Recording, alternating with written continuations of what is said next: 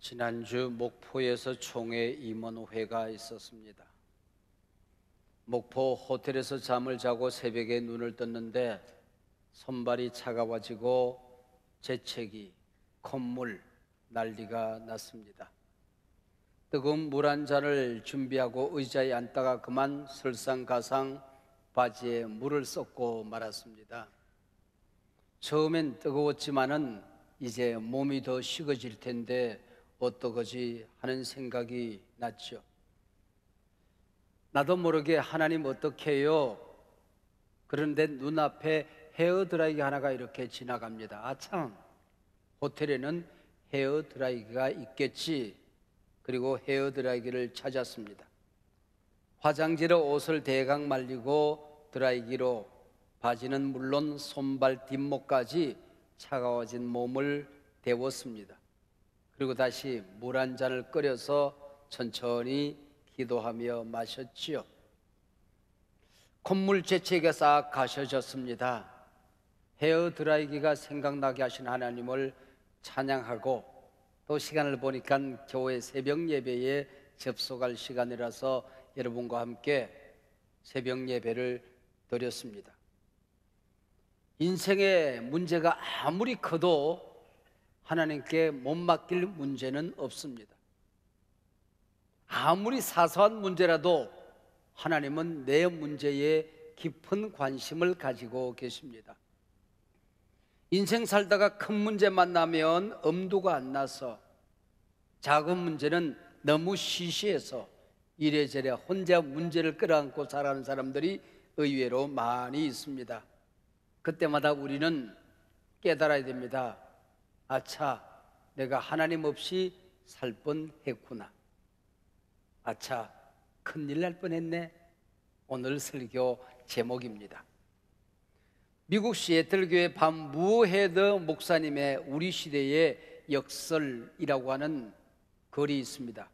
반기문 총장이 인용하여 유명해진 글이기도 합니다.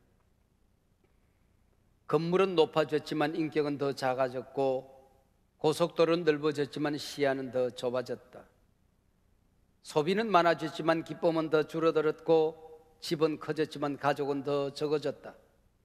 생활은 편리해졌지만 시간은 더 부족하고 가진 것은 몇 배가 되었지만 소중한 가치는 더 줄어들었다. 학력은 높아졌지만 상식은 더 부족하고 지식은 많아졌지만 판단은 더 모자란다. 전문가들은 늘어났지만 문제는 더 많아졌고 약은 많아졌지만 건강은 더 나빠졌다. 돈을 버는 법은 배웠지만 나누는 법은 잊어버렸고 평균 수명은 늘어났지만 시간 속의 삶의 의미를 넣는 법은 상실했다. 달에 갔다 왔지만 길을 건너가 이웃을 만나기는 더 힘들어졌고 우주를 향해 나아가지만 우리 안에 세계는 잃어버렸다. 공기 정화기는 갖고 있지만 영혼은 더 오염되었고 원자는 쪼갤 수 있지만 편견을 부수지는 못한다. 자유는 더 늘었지만 열정은 더 줄어들었고 세계의 평화를 많이 이야기하지만 마음의 평화는 더 줄어들었다. 우리는 가끔 현실의 눈이 어두워서 하나님을 보지 못하고 살 때가 있습니다. 성공의 목적도 모른 채 성공만을 기대하기도 합니다. 내 안에 하나님이 아니 계신데 거룩한 전쟁을 하겠다고 서둘 때가 있습니다. 그때마다 우리는 깨달아야 됩니다. 내 인생, 아차, 하나님 없이 실패할 뻔했구나. 아차, 내 인생 하나님 없이 살 뻔했구나. 아차, 큰일 날 뻔했네. CCC 대학생 선교회 설립자 빌 브라이트 박사는 말했습니다. 근본적으로 신앙생활, 영적인 전쟁은 어려운 것이 아니라 불가능한 것이다. 내 힘으로 발부둥 쳐서 이길 수 있는 싸움이 아니라는 거지요. 요단강을 건너온 이스라엘, 가나안이 자신들의 힘으로 정복할 수 있는 땅이 아님을 진작 깨달아야 하는 겁니다. 사랑하는 여러분, 여러분은 인생의 커다란 과제에 부딪힐 때마다 그 문제를 어떻게 해결하십니까? 때로 실패의 벽 앞에 설 때마다 여러분은 그 인생의 벽을 어떻게 넘어가십니까? 부딪힌 문제를 해결하고 성공한 사람들에게는 성공의 패러다임이 있다. 스티븐 코비의 말입니다. 가나안 첫성 여리고는 요단을 건넌 이스라엘의 가장 큰 과제였습니다. 만약 여기서 실패하면 출애굽이 광야 40년 생활이 무슨 의미가 있겠습니까? 모든 것이 끝장이지요. 여호수아 3장 4장은 요단강을 건너온 사건입니다. 그리고 다음 장 여호수아 6장은 여리고성을 점령하는 사건입니다.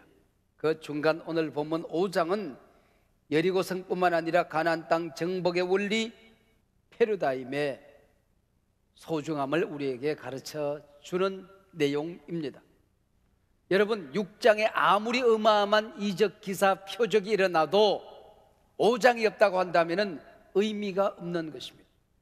여러분의 인생에서 여호수아 6장 같은 엄청난 성공, 엄청난 업적을 이루었다고 할지라도 오늘 본문 5장의 의미를 모르면 성공 때문에 망하는 인생이 될 수도 있습니다.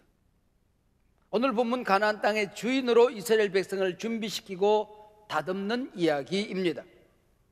가나안 땅에 들어가 살아야 되는 목적을 가르쳐주는 말씀이지요. 이건 모르고 우리가 허둥대었다고 한다면 아차, 이것도 모르고 전쟁을 치루었다가는 실패했을 게 뻔했네, 아차, 큰일 날 뻔했네 입니다. 이스라엘은 지금 막 요단강을 기적적으로 건넜습니다. 지금이야 개울물이 되었지만은 당시에는 큰 강 요단강, 그것도 만수가 되어서 뚝같이 넘쳐흐르는 요단강을 하나님의 기적으로 건너왔습니다. 이스라엘은 사기가 하늘을 찌르고 있었습니다. 이런 추세라고 한다면 가나안을 점령하는 것은 시간 문제처럼 여겨졌습니다. 파죽지세로 밀고 들어갈 모양입니다. 한편 이 일로 인하여 가나안 백성들은 하나님께서 요단을 마르게 하셨단다. 홍해를 가른 이스라엘 백성들이 요단까지 가르고 가나안 땅에 들어왔다. 가나안 모든 왕이 여호와께서 요단물을 이스라엘 자손들 앞에서 말리시고 우리를 건네셨음을 듣고 마음이 녹았고 이스라엘 자손들의 연고로 정신을 잃었더라. 군사 전략적인 측면에서 본다면, 상식적으로 생각해 보더라도 지금이야말로 가나안 땅의 첫성인 여리고성을 공격할 적기입니다. 그렇다고 한다면 여호수아가 해야 될 일이 무엇입니까? 교두보를 확보하는 일입니다. 이 여세를 몰아서 징경 명령을 내리는 일입니다. 그런데 하나님께서 징경 명령은 고사하고 발목을 잡습니다. 찬물을 끼얹습니다. 하나님께서는 여리고성을 점령하기 전에 먼저 하나님의 백성이 해결해야 될 과제가 있다는 것입니다. 이것이 오늘 본문 여호수아 5장 1절의 시작입니다. 그때에 여호와께서 여호수아에게 이르시되 너는 부싯돌로 칼을 만들어 이스라엘 장로들에게 다시 할례를 행하라 하시며 여호수아가 부싯돌로 칼을 만들어 할례산에서 이스라엘 자손에게 할례를 행하니라. 여기 시작하는 그때가 어느 때입니까? 이스라엘 백성들의 사기는 하늘을 찌릅니다. 그러나 가나안 백성들은 마음이 녹았고 정신이 혼동스러워 지금 위기에 빠졌습니다. 지금 출정하면 성공할 수 있는 바로 그때에입니다. 할례가 뭡니까?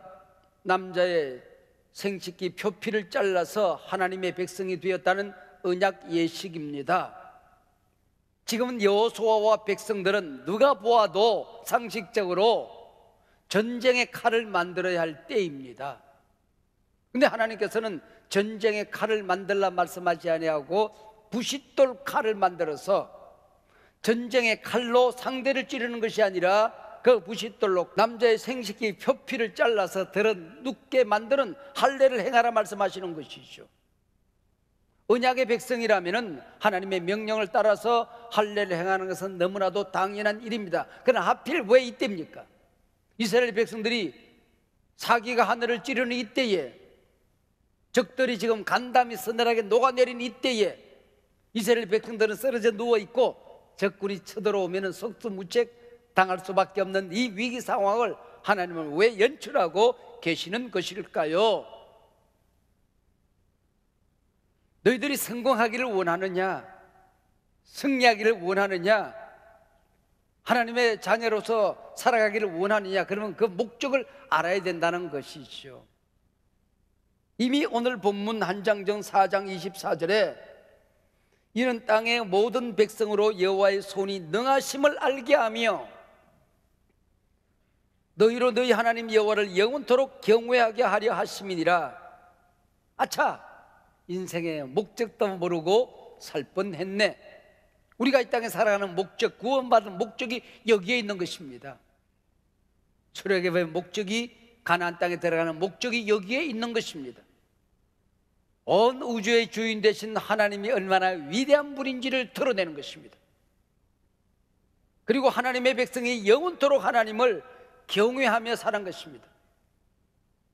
승리했을 때, 성공했을 때 하나님 백성들은 어떻게 사는지, 인생의 위기 때마다, 어려움이 있을 때마다 하나님의 백성들은 그 문제를 어떻게 사는지, 경건의 삶이 무엇인지를 보여주기 위해서 출애굽했고 광야 여정을 거쳐왔고 가나안 땅에 들어가는 것이라고 하나님 말씀하고 있는 것입니다. 한마디로 말하면 예배하는 존재로 살아가는 것이 목적이라고 하는 것이죠. 이제 결론은 자명해졌습니다. 성공이 뭡니까? 승리가 뭡니까? 하나님을 알지 못하는 불신의 사람들은 세상적인 방법으로 마귀의 괴계로 살아도 문제가 생기질 않아요. 그러나 우리가 구원받은 백성이면 그렇게 살면 안 되는 겁니다. 망하는 겁니다. 성공 때문에 망하는 거예요. 하나님의 백성들은 은혜로 살아야 되고, 하나님의 백성들은 하나님의 방법으로 살아야 되고, 하나님의 백성들은 하나님의 은혜로 성공하고 승리하는 삶을 살아야 한다는 것이죠. 인간적인 수단과 방법으로 태산을 쌓아도 하나님의 콧김 한 번에 그 태산은 날아간다는 것이죠. 아차, 이걸 몰랐더라고 한다면은 실패의 체질로 그대로 살 뻔했네. 실패의 끈을 자르지 않고는 한 발자국도 움직여서는 안 되는 것을, 아니 움직일 수 없는 것을, 이걸 깨달아야 되는 겁니다. 할례를 행하라. 네가 잘 되기 전에, 성공하기 전에, 세상에서 인정받기 전에 자르고 살자는 것입니다. 자기중심적인 교회관, 이기적인 욕망, 성공주의, 육신의 정욕, 안목의 정욕, 이생의 자랑, 부정적인 시각, 부정적인 언어, 입술, 분열주의, 편당주의, 교만 자르고 살자는. 그때에 하나님께서 9절에서 말씀하십니다. 여호와께서 여호수아에게 이르시되 내가 오늘날 애굽의 수치를 너희에게서 굴러가게 하였다 하셨으므로 그곳 이름을 오늘까지 길갈이라 했다는 겁니다. 좀 이해가 안 되는 점이 있어요. 지금 가나안 땅에 들어와서 할례를 행하고 난 다음에 무할례의 수치가 굴러갔다, 그러면 이해가 됩니다. 광야에서 불평, 불만, 믿지 못했던 불신앙, 그것들이 굴러갔다, 그러면 이해가 돼요. 근데 언제적 얘기인데 애굽의 수치가 굴러갔다, 그렇게 말하고 있는 것일까요? 애굽의 수치가 뭘까요? 애굽에서 노예 생활하던 수치를 말하는 것입니다. 출애굽을 했지만은, 광야 여정을 거쳐왔지만은 아직도 가나안 땅의 주인이 되기에는 애굽의 노예 근성이, 거지 근성이 남아있더라는 것이죠. 불신앙의 근성이, 세상의 근성이 내게 남아있더라고 하는 것입니다. 그거 잘라내지 않고 성공하면 뭐하냐는 거예요. 돈의 노예가 되어 있는데 돈을 벌면 뭐하냐는 겁니다. 애굽의 수치가 굴러가는 것입니다. 그래야 가나안 땅의 주인으로 살아가는 것입니다. 가나안 땅의 주인이 되기 전에 노예 근성, 잘못된 것 잘라내라는 것입니다. 이게 바로 할례를 행한 목적이었습니다. 이제 할례를 행하고 난 다음에 10절 말씀, 이스라엘 자손들이 길갈에 진쳤고 그달 14일 저녁에는 예리고 평지에서 유월절을 지켰다. 유월절이 뭡니까? 교회 처음 온 사람이 유월절 그러니까 교회 가면 유월달에 큰 행사가 있다고 그러더랍니다. 여러분, 유월절 해방절기죠. 구원받은 절기지요. 아차, 어떻게 내가 구원받은지도 잊어버리고 구원 얻은 사람인 양 살 뻔했네.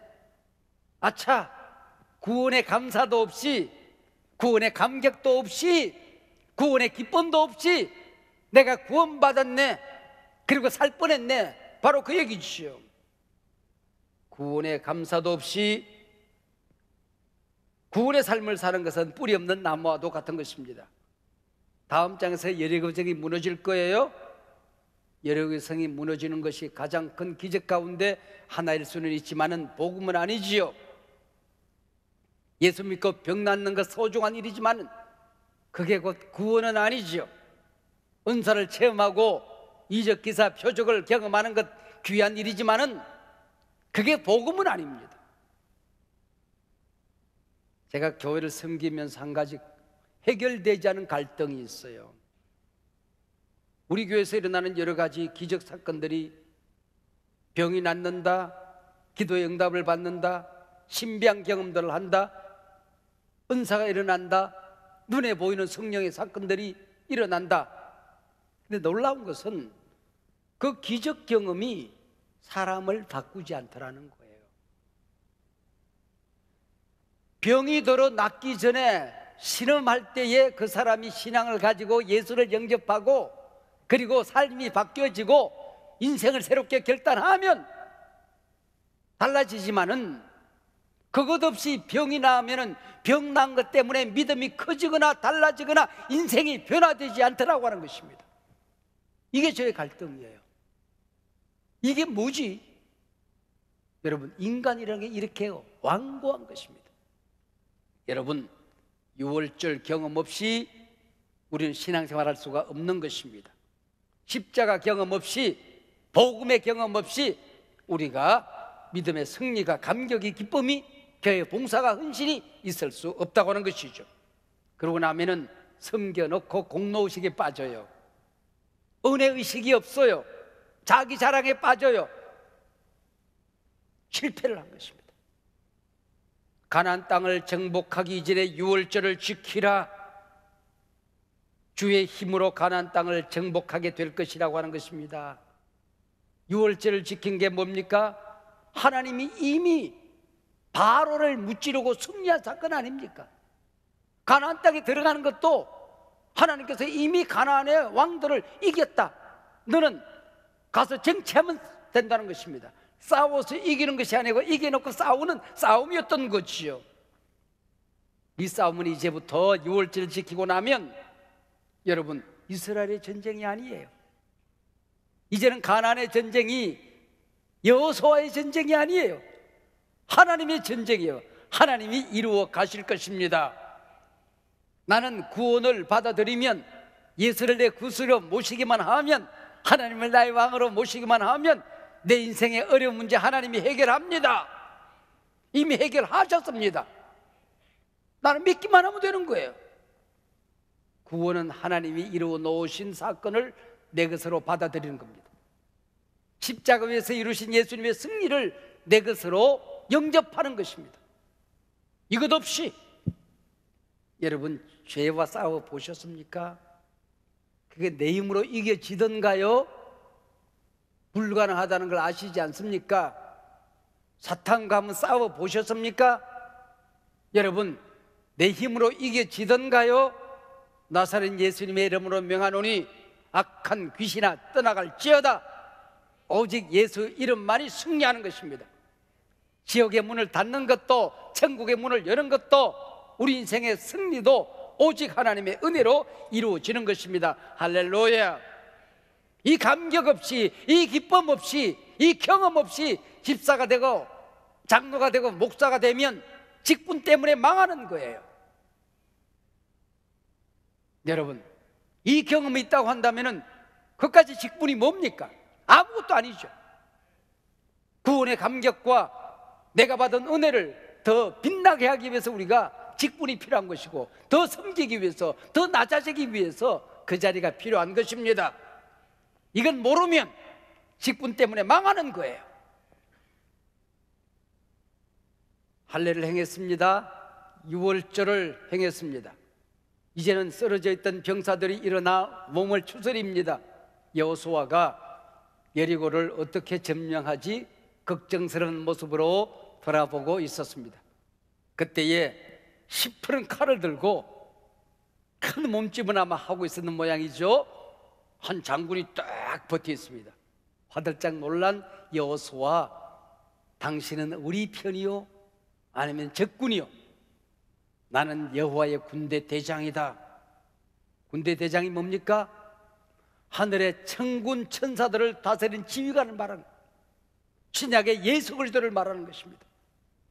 나는 군대 대장이다. 우주를 운행하고 역사를 다스리고 전쟁에 능하신 여호와, 나는 여호와의 군대 대장이다. 이제 왔느니라 말씀하십니다. 지금 도착했다는 게 뭐예요? 여호와의 군대 대장 없이 전쟁터에 나가면은 반드시 졌을 거예요. 필패하고 말았을 것입니다. 여러분, 여기 와서 뭐하러 오는 것입니까? 예배하는 목적이 뭡니까?